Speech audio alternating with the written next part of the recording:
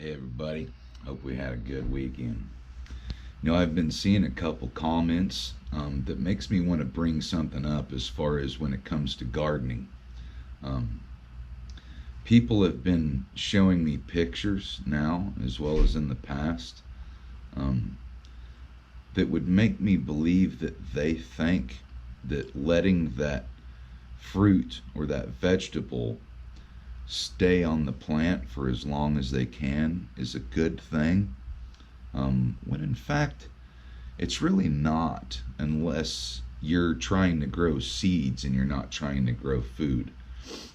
Now, for a melon, for example, if I was looking to grow that melon for its seed, I would let that melon get as ripe as it possibly could on the plant, because all that plant's energy is going to stop producing flowers and more melons because it's focusing on that melon that it already made, and it's making sure that that seed inside of that melon is going to be good quality seed that's going to be able to ensure those genetics go on for the next generation.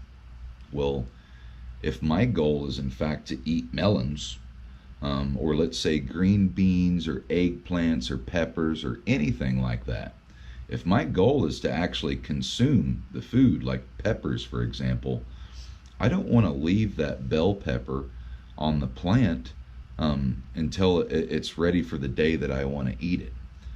That sounds great in theory, but think about this, guys. If you go and you harvest that pepper or that melon or that eggplant a little bit earlier than when you need to eat it, then what happens is that plant goes in and thinks to itself like, oh no, like, where'd the fruit go? We got to make some more flowers and we got to make some more fruits, because I've got to ensure that I make some good quality seeds so that I can live next year through my children. And then that plant, eggplant, pepper, whatever we're talking about, even basil, when you pick those flowers off of the basil or you pick that pepper off of the pepper, that plant goes, oh no, I need to make more flowers, therefore more peppers, or whichever food that we're trying to grow. And as a result, you can keep tricking that plant, if you'd like to call it that. You could keep influencing, I like that word better, you can keep influencing that plant to produce more food and more food. And you can actually keep a plant into production longer and get a higher yield overall by picking that food when it's a little bit smaller and not quite ready.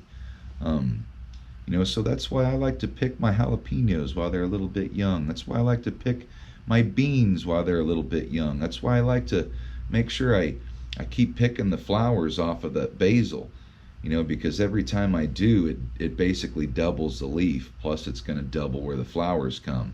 If I pick those 2 flowers off, then it's going to be coming in 4. Overall, I'll get more basil leaves, because I don't want to eat basil flowers, I want to eat the leaves.